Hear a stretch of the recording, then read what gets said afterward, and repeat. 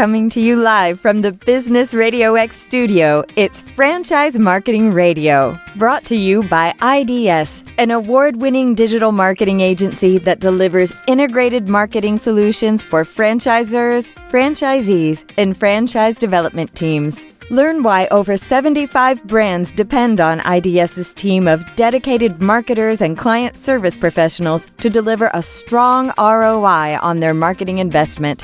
Go to idsfranchisemarketing.com for a complimentary digital audit and consultation. Hi, everybody, and welcome back to another episode of Franchise Marketing Radio. I'm your host, Rob Ganley, and today we have a great guest lined up. Her name is Danessa Itaya. She is the president of Bio1. What a great brand. Danessa, welcome to the show. Thanks for having me. You got it. It's great to have you here. So tell us a little bit about, being president. I know that's a recent change for you. Tell us a little bit about how that came to be and a little bit about the brand and who they serve. Absolutely. Well, so I've been in franchising for 30 plus years and had the opportunity to learn all about franchising through a number of different brands, including, Service Brands International and there with Molly Maid and as well with Maid Right. And then recently PMI, Property Management Inc. And so in that career path, I had the opportunity to wear a number of different hats, which is kind of fun. I feel like you kind of learned. I started in accounting, which was awesome. And it helped me kind of learn a little bit about the whole franchising model. Had the opportunity recently to make a change. And it's kind of fun. I tell people they should always have the opportunity to just take a step back and say, what's out there? What do I want to do? What's my next thing I'm going to be really passionate about? And so it was kind of fun for me to sit back and evaluate opportunities. And so when the opportunity with Bio1 came up, it came up as 5-star franchising, and 5-star has a great reputation in the franchising world. And for me, our core values aligned as well. And that was important to me as well as kind of the goals of the brand and what they wanted to do with a company like Bio1 and the age and the size that it is. And so all of those things kind of aligned. And so that's kind of what made it attractive to me. Nobody says, hey, let me join a company that cleans things that most of us never even hope to see in our lifetime. But it's been really just an interesting journey for the past 4 or 5 months here. And just one, understanding who our customer is. It's different. It's a little bit different than kind of your standard consumer out there. We're working with people who are either going through the hardest day of their life or days of their life as we work with them in cleaning a crime scene or a suicide cleanup or anything like that. And then we work with people who maybe we call them collectors, maybe have a lot in their home. And so with that, we do a lot of the hoarding cleans. And, in that there's sometimes there's a level of mental illness involved there. And so as we work with our franchisees, one of the things that we hear consistently from them is they love being able to be part of their community and give back to their community. At the same time, be able to have a really solid business model that, provides for them and their family. Yeah, I hear that a lot in franchising. It's not always there, though. It's not always there. I work a lot in the senior care space, so you get that sort of combination in that too, where you're helping a lot. And you could see by the 5-star reviews, like no pun intended with the of the brand Bio1, because it is life-changing. It's unfortunate while you're meeting these families, but at the same time, you're the superhero that day, that week, those few days, whatever it is. And it must be interesting. So, and that was one of the thoughts I had is, how do you approach? Well, what do you see as being, now that you're in this role? And before we jump forward into the vision, can you just quickly explain the connection with 5-star? And, I think that really says a lot about who Bio1 was prior, and now the opportunity even further, right? It's even further. It's to taking what was already good and making it better. But maybe you could tell me a little bit more about that. Yeah. So one of the things that, like I mentioned, Five Star is the parent company to 6 other brands. And with that, and growing. And so with that, Five Star brings processes, systems, centralized services, but they bring a level of a high reputation in the industry as well. And so with that, they are very dedicated to growth of the brand, helping it be scalable. Some brands, they start and they're kind of one guy out there kind of doing the most that he can. And, Five Star's vision for that is bigger. And so they want to help us implement systems. And so they bring that infrastructure, they bring that buying power, they bring the expertise and the training to allow at the brand level for us to really focus on that operational aspect. Five Star helps us from an accounting standpoint, from a marketing standpoint, from a franchise development standpoint. And so it's nice to have that support to help our franchisees continue to see the vision of where Bio1 is headed. Yeah. So with that said, obviously you have the foundation now.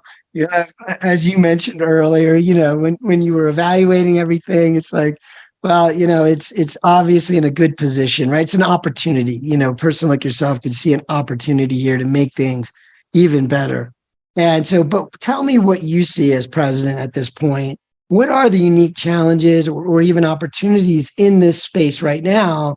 I did notice some things you're doing with your product offering and addressing other needs that people have. But just tell me in terms of crime scene cleanup or the kinds of work that you're already doing. What are those unique challenges and/or opportunities? Yeah, absolutely. So a couple of things. One is, anytime, and you probably know this as well, anytime you talk to people and we've got a huge fan base of true crime and people, you talk to them about crime scene trauma cleaning and you're immediately the most important or interesting person in the room. They want to hear your stories. And so it's been interesting to take that component of it, but deliver it with with an aspect of sensitivity and discretion. And it's interesting because, when you look at this industry, you do start to see some of this being sensationalized. And then you got to remember there are people on the other side of it. And so for us, our motto is help first, business second. And if we take care of the help first, you mentioned that you saw all of our 5-star reviews. Bio1 Inc., we have all of our reviews are 5 stars. And then when you read them, you see consistently that the owner or the person who came out to help is named in those reviews. So you see that relationship being developed. So more than anything, I think we've got an opportunity as this industry continues to grow, unfortunately, is that the level of compassion and care involved is a key piece. It's a key piece to it versus sensationalizing it, taking photos, putting it out there on YouTube. That's not who we are. It's not what we're about. And the respect we have for our customers is reflective in the reviews that we get. Yeah, and I will share this. I do know a little bit about the brand, and I do know a little bit about the person that started it. And I will tell you, encapsulate, it was the one driver, help first, right? Just that was it. That was it. Someone was in need. Someone needed help. And there was clearly a massive gap here. There wasn't a lot of organized businesses doing it and of a national scope, of course. And it just was a challenge, right? It's a challenge for the family, a challenge for the people going through it. What do I do? They can't think straight, whatever it might be, but help first. And it's amazing how that translated into the brand. There's very few opportunities where I see that, where it was like there was a clear driver and now that's the mantra, right? Yeah. But that makes sense. What else would anyone need in that situation, right? Just putting them first. So tell me a little bit about how do you go about, and you've obviously the brand has been successful this long and continues to be, but how do you go about attracting investors, operators, folks that want to help How do you approach that from a business perspective where you get that balance, right? You want the right individual in there to drive business, but you also need that sensitivity and that help first mindset. How do you do that? How do you do that with franchise development? It's unique. It's a very unique thing. My background has been in residential cleaning, home services, and nobody gets up and says, "Hey, Mom, I'm going to own my own franchise. I'm going to clean toilets for a living." Nobody gets up and says, "Hey, I'm going to go and clean up crime scenes for a living."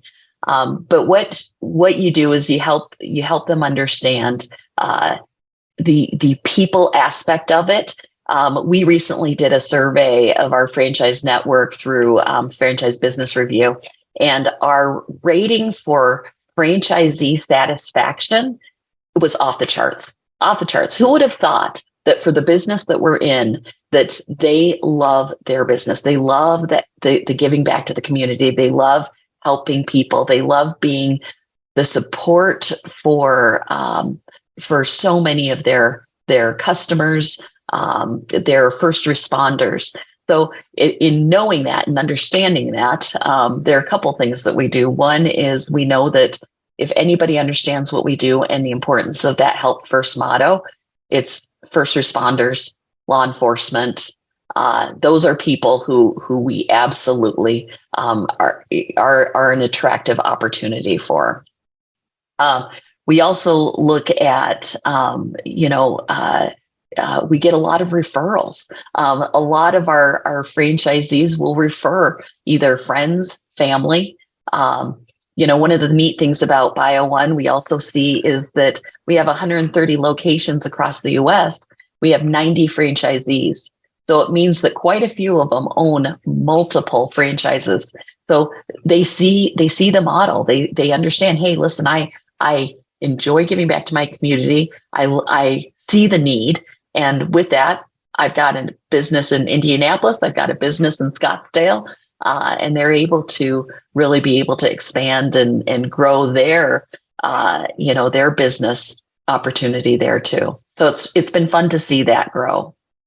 Yeah. No, it's it. Well, and I think of the law of reciprocity, right? You're just operating always like it makes it simple. Help first, right? The business model will take care of itself. The law of reciprocity is what I'm thinking of, is that we're always in that mode of helping others. It makes life a little more enjoyable, even when we're doing the hard work of living, right? Yeah. And it's funny because when you do talk about franchise opportunities with potential, operators, investors, entrepreneurs, whoever that person may be, many times trying to help them understand what it's like to be in the business, running the business is very different than the outside of it, right? The perception of it.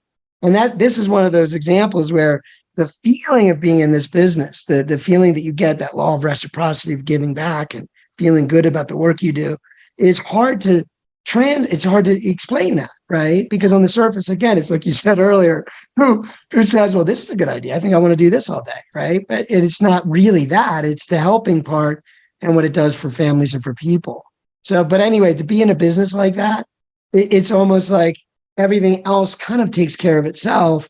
I mean, do you see that with the marketing side of it? You just mentioned the referrals, not only from the side of running the business, but no matter who you're working with, whether it's law enforcement or whoever in the community that knows who you are. I would think just by doing the help first part, that's almost like marketing your business, because you're just, man, that company really helped me. And then you're going to go ahead and share that company, right? So how much do you think that's an impact on your marketing and growth at the local level? It's a key piece of it. It's a key piece of it. When you talk about marketing, whether we're marketing for franchisees or whether we're marketing to our end user, so much of it is helping them understand that it's boots on the ground. It's the relation. This is a relationship business very much. Do we want people to be aware that we're around? Absolutely. That's why we do all of the digital marketing. That's why we have websites. That's why we have great Google reviews. That's why, we have a social media presence. But ultimately, when it comes down to it, someone is putting their neck out on the line and saying, hey, when you get that emergency phone call, who can I count on to take care of them? And you prove in your local market that Bio One is the name to call. That's who gets the calls every single time.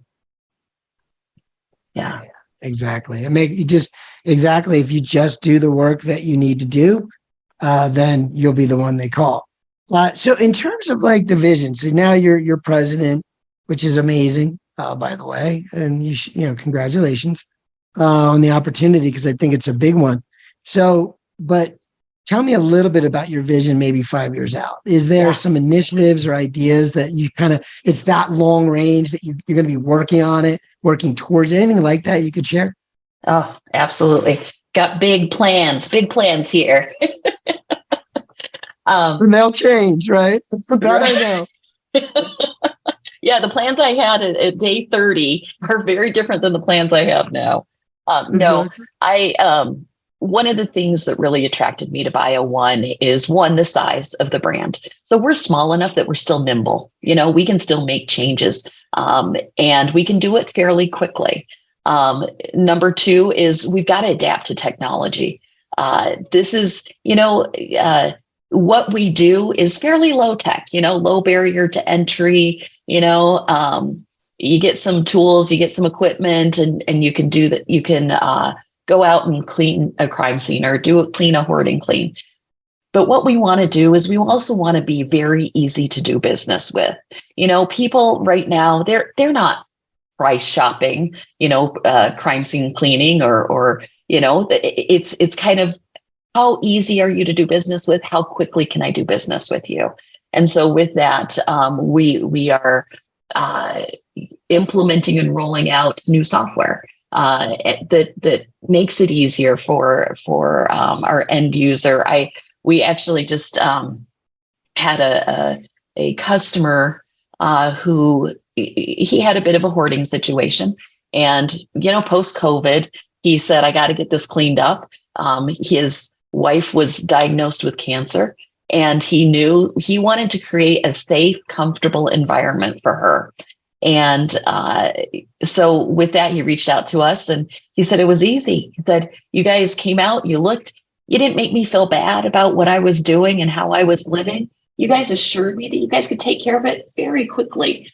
And then he said, and then you guys emailed me my estimate. I came back with a couple comments. You guys made some changes. You sent it back to me. I signed it with a finger on my phone and it was done. And you guys were here the next day. And so when you look at that, you say, how can we be the easiest business to interact with? We want to make it as easy as possible. We recognize what you're going through is tough, no matter what your situation is. Getting a quote, getting it set up should not be the hardest part of it. It's that help first thing. Same thing.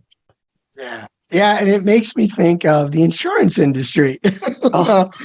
I'm just saying that you have a moment, which typically isn't a good moment, where you may have only used it once or twice in your lifetime.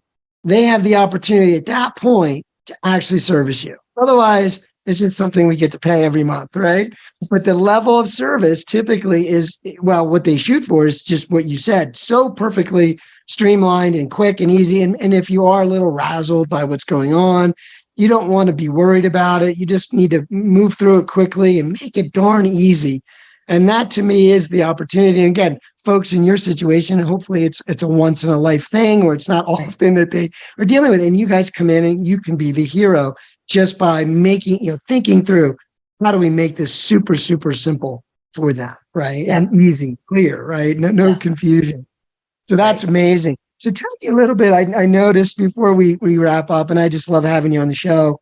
Appreciate your time. I noticed a little earlier that you're involved with the Boy Scouts, and you're involved in a program with them, and it's all about becoming an Eagle Scout, I believe, which is not an easy accomplishment.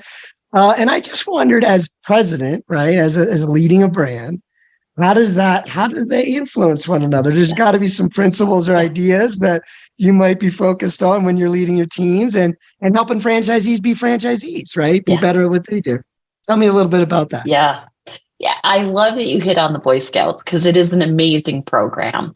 I have my husband's an Eagle Scout and my oldest son is an Eagle Scout. And one of the opportunities I had was to be a coach to help scouts that were at the life stage to get the Eagle. That's kind of the hard part, where you got to get your project going.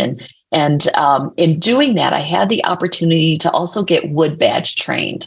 The Wood Badge is another certification that you earn, and it takes some effort to get it, and takes some nights out camping, a couple weekends, and but in doing that, they also teach some really great leadership skills. And when you're working with the youth, it is so important that you have that you're very clear in helping coach and guide them, because they've got a million things going on, and you're trying to help them focus, but you're also trying to teach them skills that they're going to use the rest of their life. I am a firm believer that any Eagle Scout that applies for a job immediately gets an interview, because I already know how hard they've worked to get that Eagle. And there's a level of leadership involved. There's a level of processes involved. There's a level of accountability. And those are the things you look for in people who you want to join your team. So, I look at that, and I think there are very few programs that are as structured and as solid as helping scouts, achieve that top level there. I mean, Eagle Scout, like you said, you look at presidents, and you look at some of these amazing folks, and how many of them are truly Eagle Scouts. It's pretty awesome to see that. It speaks a lot to character as well. And so it was fun to be able to be a part of that, and for me to also get my certifications to be able to help with that. Yeah. Yeah. And I think when you made that comment, it's I think of black belts, I think of military people, I think of my son who's a college athlete. I tell him, just being a college athlete, of course, he wants to be great, and he's got big goals. But at the same time, when I'm assuring him to stick with it when he's having his downtime, it's like just being an athlete is like automatic interview. I would, right? I would say, just to be able to do that and be disciplined to that. So exactly, it's amazing. And you said accountability. You mentioned that, and I think in today's world, and when I think of franchising in general, we really do knock down the barriers that most entrepreneurs would have when starting a business on their own. One of the biggest ones is, I think of the word accountability. It's teaching people what might seem to be the obvious, but this is your business. You have to look at it differently than maybe if you worked in a position on a team or a larger corporation, or you were an employee of some kind.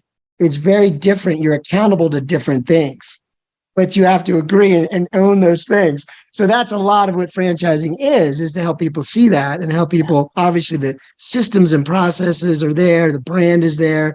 People are there, but you still have to be accountable and willing to roll up your sleeves and do the work. Right. Yeah. And so tell me a little bit about how do you communicate that in the Bio One culture? Is that part of the training, or does that come across in some of the training that you guys provide as you get people started? So you are speaking my language, because accountability is kind of it's that last step, right? Everybody can have grit and everybody can work really hard, but then ultimately it comes down to, did I set goals, and did I follow through, and who holds me accountable, and who do I hold accountable as well? And throughout my career, I'm a firm believer in EOS, Entrepreneurial Operating System. It's it's quarterly objectives, it's weekly check-ins, but a lot of it has to do with accountability. And so for me and for our team here at Bio One, we set quarterly objectives. And with that, we go through and we plan and we hold each other accountable. And then every week we review, how are we doing on those quarterly objectives? Are we on track?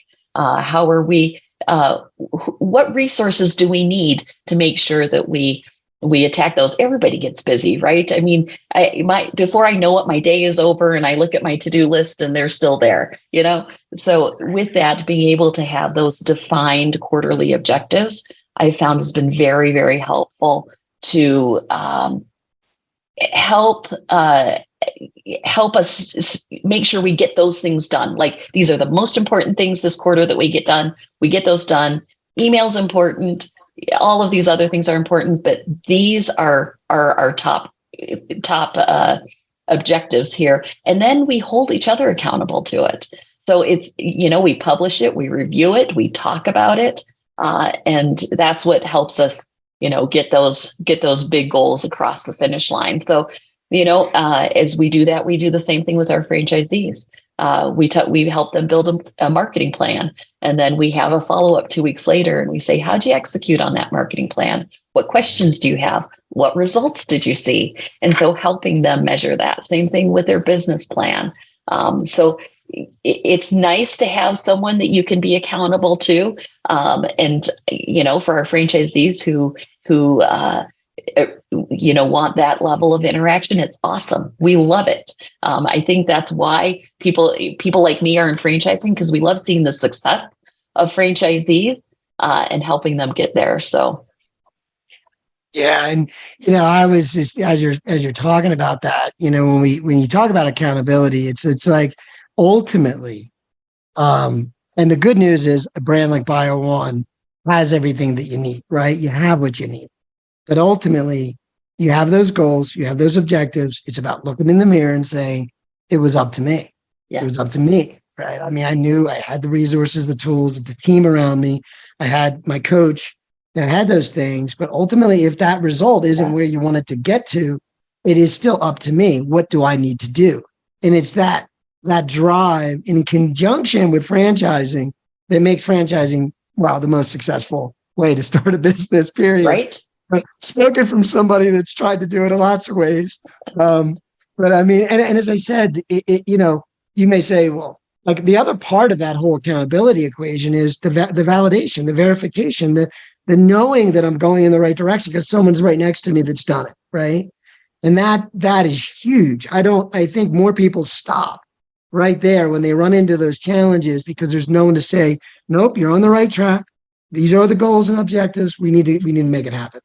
And when you have that knowing, you'll drive harder and longer. And that I firmly believe is getting to the light at the end of the tunnel, right? Right. You will get there. But anyway, so it's been great having you on the show today. I do appreciate you being here. Is there a website that you could share with the audience and how they can learn more about the opportunity and the brand? Absolutely. So our franchising website is Bio One Inc. Franchising. No, just kidding. It's bio1franchising.com.